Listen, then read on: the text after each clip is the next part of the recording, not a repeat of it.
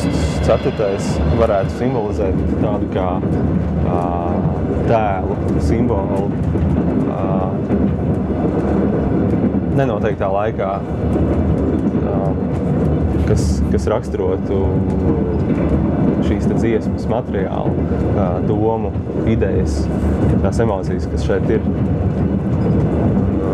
Augusts 4.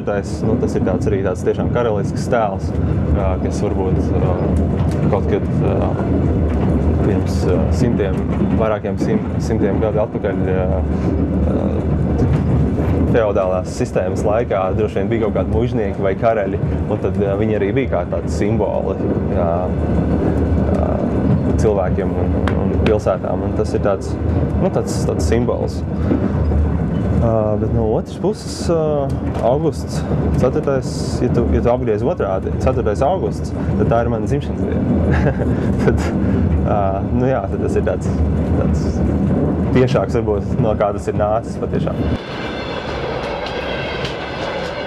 Tas viss sākās tomēr ar tādām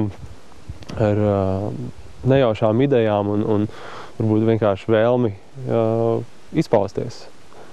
Pat ne publiski, bet mājas apstākļos. Un beigās tas materiāls bija uztapis tik tālu, ka likās, ka tas būtu grēks neizdot to visu un kaut kā nedodot tālāk pārējām nākamajām paudzēm.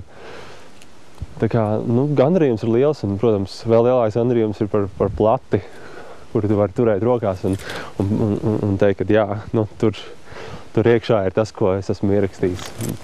Tas ir baigās gandarījums. Bieži arī ir tā, ka tu uzliec, tu esi ierakstījis kaut kādas dziesmas mašīnām, piemēram. Tu nemaz nezini īsti, kas tas ir.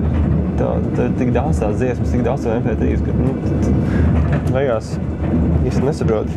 Tev kāds paprast, kas ir tev mīļākā dziesma, tad tas aizdomāties, ka pagaid, tā dziesma, trešā dziesma manā mašīnas izlasē. Bet tomēr ar plati ir savādāk. Tu viņu izņem no vāciņa, tu paskaties uz vāciņu, uz visu, uz dizainu un nosaukumu un izlasi, kas un kā, un tad, tas ir tāds pilnīgi kaut kāds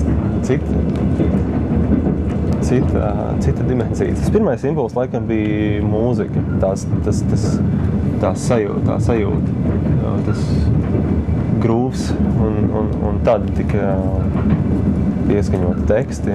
Bet, protams, laika gaitā tas viss saplūda kopā un radās jaunas idejas, jauni teksti. Patiesībā kopā bija kādas 20 dziesmas. Nonācām pie 10 tādām kompozīcijām. Tik izvēlēt labākais. Redz, un te ir vienkārši, par katru kaut kad es biju par to domājis tīri. Kāpēc es vispār to rakstīju, kāda bija tā doma. Un te ir tas, kas paliek pāri, piemēram, arī, un bija dziesma par draugiem. Un arī te optimisti.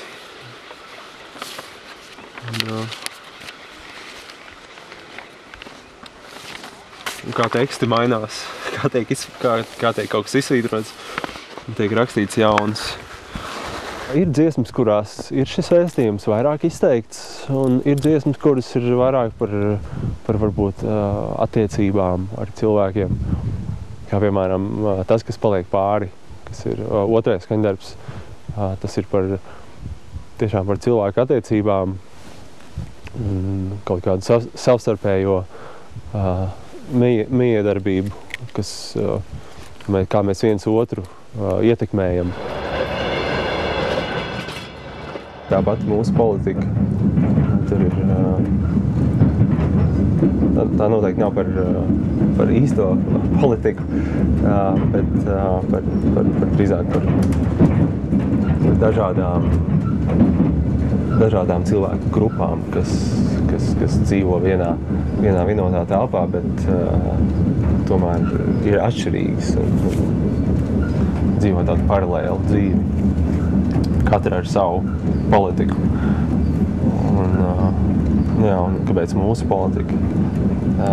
Tāpēc, ka tā ir mana politika. Tas ir augusta 4. politika. Mūsu paaudzes politika. Tā varbūt sasaistās arī ar satelītiem, ar maniem dombiedriem. Tie cilvēkiem, kas iesaistījās šajā projektā. Un tas arī atspoguļojās videoklipā, kas tika uzfilmēts Ziemeļblāzmā, kur arī ir vairākas politikas sapludinātas kopā vienā lielā kultūras namā Ziemeļblāzma. Tur esmu es kā viena cilvēku grupa, un tad ir tādi jaunieši skateri, kas brauc pa to kultūras namu un ir ar savu kaut kādu domu gājienu.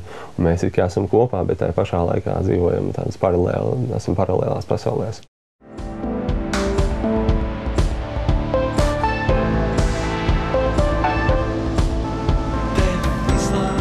Ja tev būtu jāuzraksta scenārijs filmai par augusta 4. kādi būtu galvenie notikumi? Tas varētu būt ceļojums apkārt pasaulē.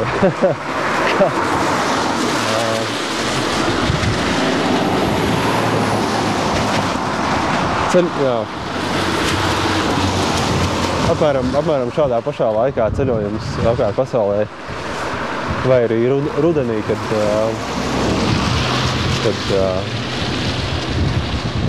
no kokiem krīt visas lapas lejā un ir zeme krāsaina. Tas varētu būt baigi smuki. Ko augusta 4. darīt filmas laikā?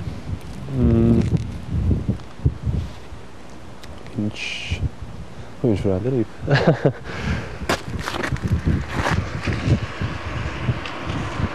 Viņš varētu neko nedarīt. Viņš varētu sēdēt un skatīties ārā pa logu un domāt visādas domas.